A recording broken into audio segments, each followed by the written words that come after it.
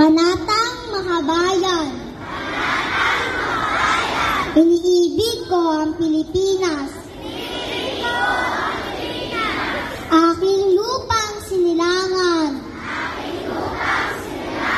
Tahanan ng aking lahi. Kinukupop ako at tinutulungan maging malakas, masipag at marangal. Dahil mahal ko ang Pilipinas, dirindin ko ang payo ng aking mga magulang. Susundin ko ang tuntunin ng paaralan. Tutuparin ko ang tungkulin ng isang mamamayang makabayan.